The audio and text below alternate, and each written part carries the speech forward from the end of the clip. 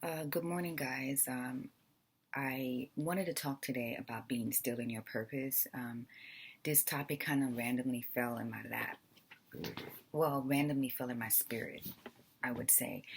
It's just something I thought about yesterday, I believe, or the day before yesterday. And I thought about how there's so much things that's going on around us. I mean, so much personal things in our lives that people don't even know that we're going through. Things in the economy, the presidential election, everything is up in the air with certain things, with the transition, um, the coronavirus and the pandemic. The country possibly, most likely, will be shut down again. Things that go on in our personal life. And one of the things that has to remain intact is our purpose. I actually was laying down in bed when this came to my spirit. So I'm going to be reading a lot of things today because I wrote down a lot of stuff that I wanted to talk about so I don't forget what I wanted to talk about. Normally I don't have to write down notes, but this is important. So I'm going to first start off by reading the description that I wrote down. So the video obviously is entitled Be Still in Your Purpose. And I wrote down the description of the video. I said, you may not know exactly where your purpose will bring you. God may not provide a play-by-play as to how all the moving parts in your life will align and come together. It may be a day-by-day thing. It may be a step-by-step thing. But what cannot happen is doubt what your purpose is. You have to be so confident in your purpose that you are still in it. Your purpose needs to be anchored in cement, needs to be still and unmoving. The roof can cave in. Your purpose will remain motionless. Be still in your purpose. So the first thing that I wanted to talk about today is your purpose is something that you are passionate about. Most likely you have or will do it for free at some point. I don't know anybody have not done their purpose for free, who no matter who you are. At some point in life, you love what you do so much and you're so passionate about it and you're able to do it for free. At some point in life, everyone has experienced that. So your purpose is something you know for 100% certainty. This is what you were born to do, clearly.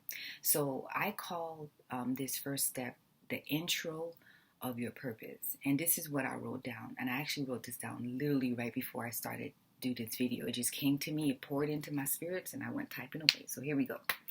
The intro to our purpose is this is where you go from awareness of your purpose and actually operating in your purpose as a rookie. This stage is where where your doubt creeps in because how can you struggle with something that you are good at? Even though you are gifted and passionate, the work still needs to be put in order to become seamlessly good at what you do. And I put, for example, Tiger Woods is gifted at the game of golf, but he has been putting in the work with his dad since he was a child. Being gifted, passionate, and aware of your gift does not exempt you from doing the work. This is where doubt creeps in and you cannot allow it. It's just the process. So this is what I mean by that, is that, I'm not a big sports person. The only sports that I love is the sports of boxing. So I can use that as an analogy. I can kind of use basketball. I kind of give basketball a little bit.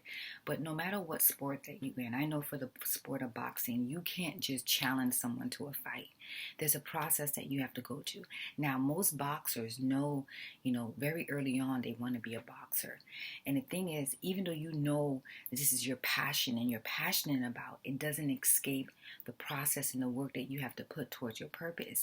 And I think sometimes because of the amount of work that we have to put towards our purpose, this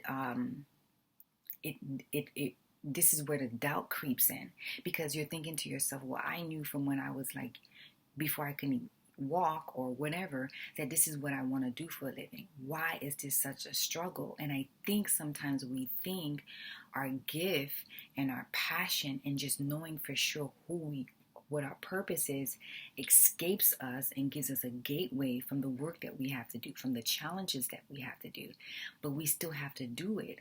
And I think that's when doubt creeps in and you're thinking to yourself, dude, what am I doing here? Why am I here?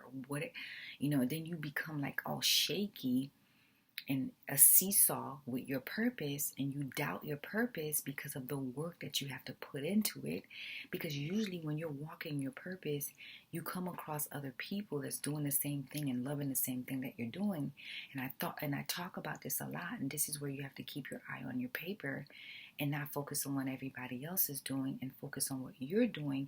Because what's happening is when you focus so much on what everybody else is doing, this is when the doubt creeps in, and you're not still in your purpose. You're not confident in your purpose. And this is why it's important to be still in your purpose no matter what stage you are, because later on I'm going to talk about how that sets you apart.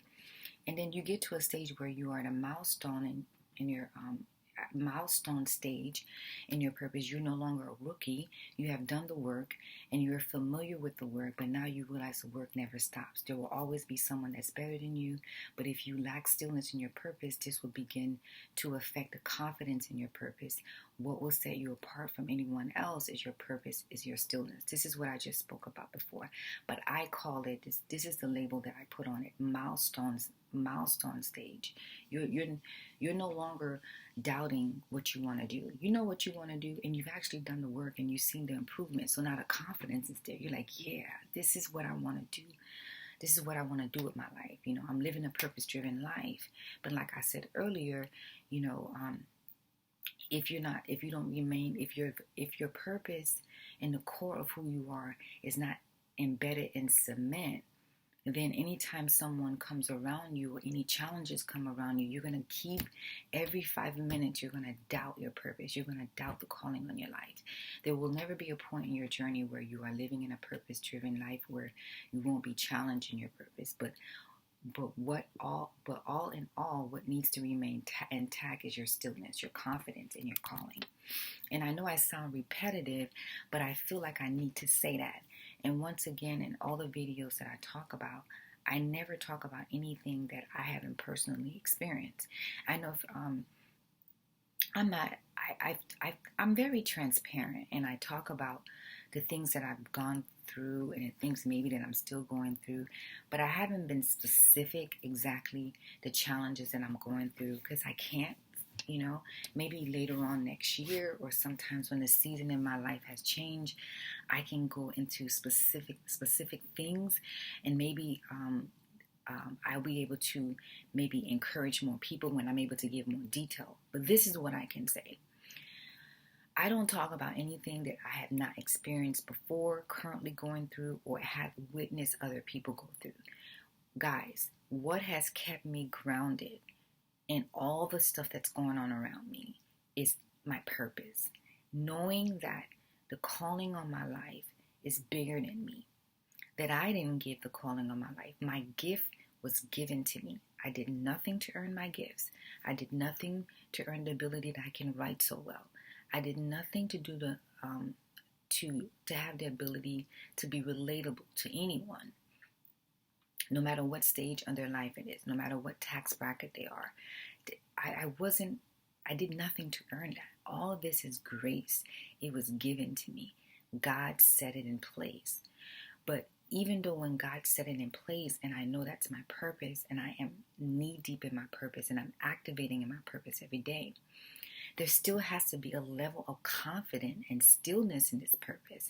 Because no matter how well and how consistent I am, or how heartfelt I am, or how genuine or transparent I am, I have to, my purpose and my stillness have to remain intact.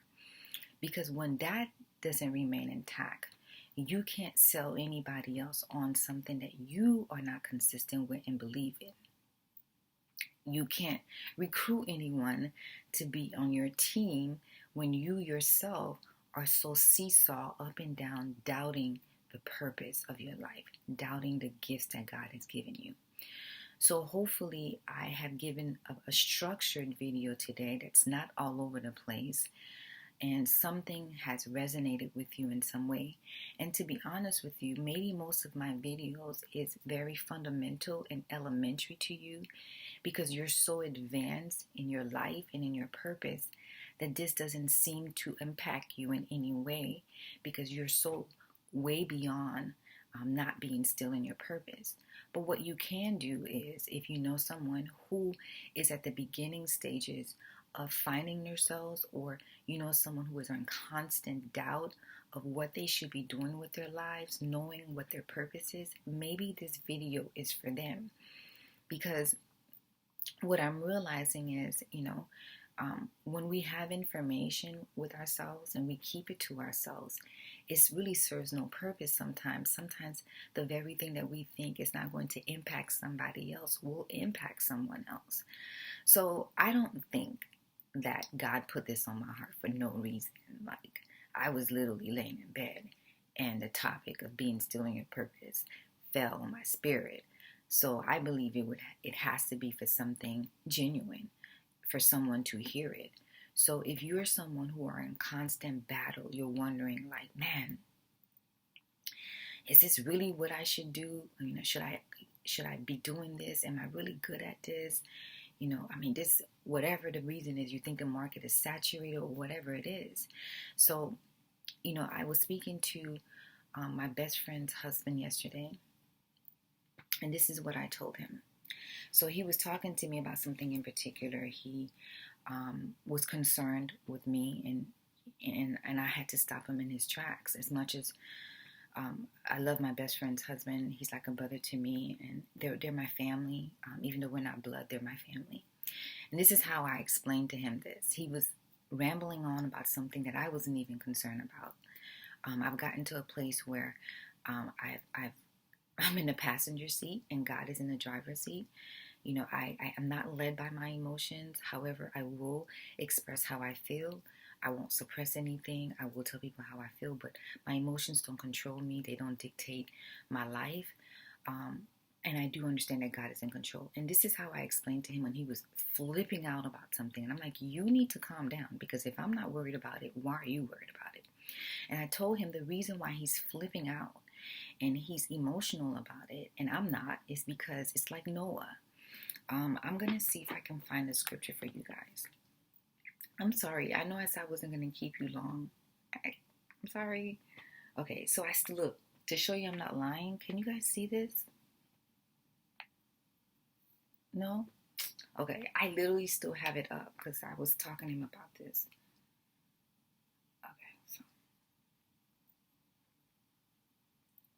let me see if I can find the scripture. Okay, so this is what I told him yesterday. Okay, so this is in Genesis 6, verse 13. I don't have my glasses on. So God said to Noah, I have decided to destroy all the living creatures, for they have filled the earth with violence. Yes, I will wipe them all out along with the earth. Now let's read from the beginning. So God said to Noah, and this is what I told my friend yesterday. God said to Noah. God said to Noah.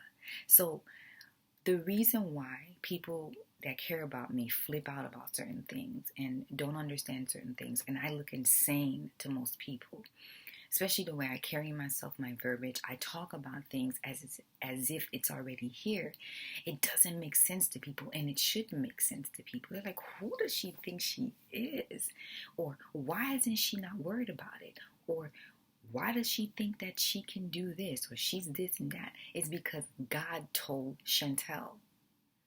God said to Noah. So God said to Chantel.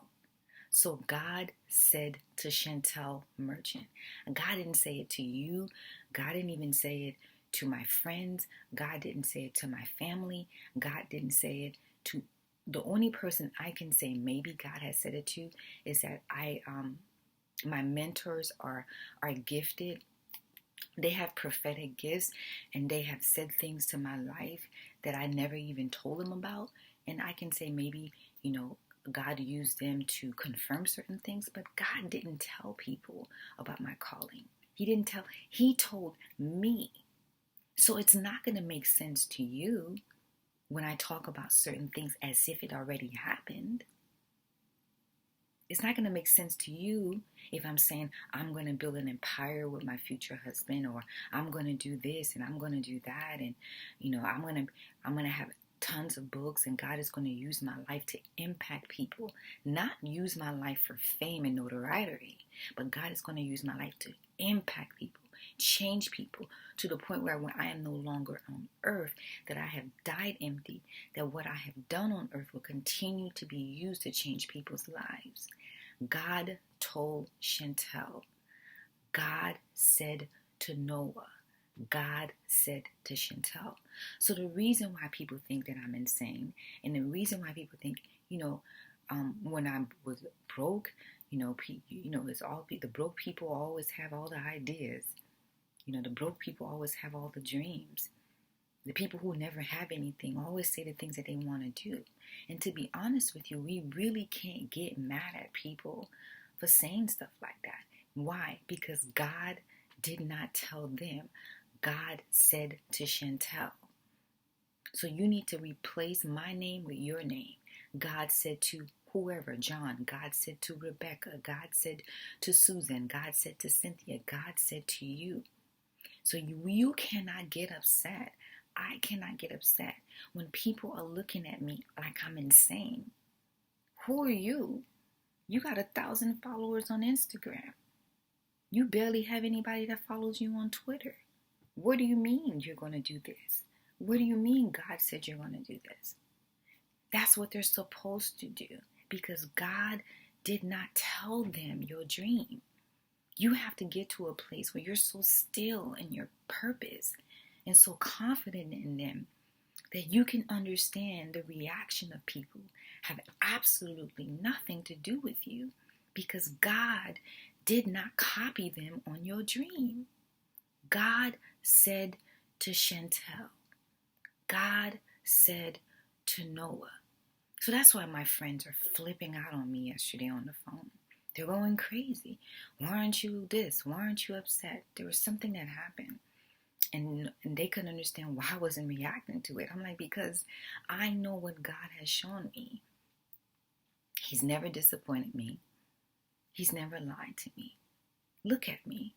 I have been through the worst parts of my life, and I'm still standing, guys. I am still standing. Why? Because God's purpose is going to come through.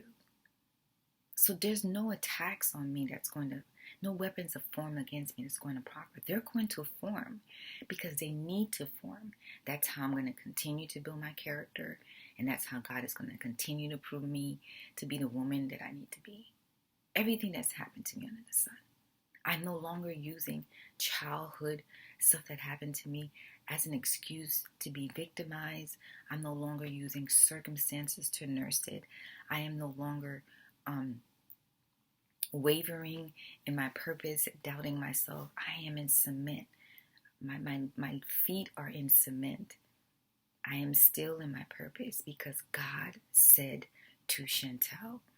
God said to Noah. So anytime you feel that you're not still in your purpose, I need you to remain still. No, the roof can cave in, and you still need to remain still in your purpose. Anybody around, the whole world can doubt what you know in your spirit to be true, and just be still in it. God didn't copy anybody else on your purpose. God didn't tell anyone else. God told you. It dropped in your spirit. Okay? So I want to leave you with that today, is to remember anytime anybody is doubting you, or you get mockers and naysayers, and I know people are confused. They're like, who is this girl? We don't know her. But the thing is, God knows me. And I'm so still and confident in what God has shown me and what God said I'm going to go. It doesn't matter how I look to the world, that I look stupid, or who is this chick? How does she know who and who? How is she able to be in a room? What is her credentials? I don't know. I wasn't the one who put me there. God did. I didn't search to know certain people. They searched me. So it's like, you have to be still in your purpose. You can't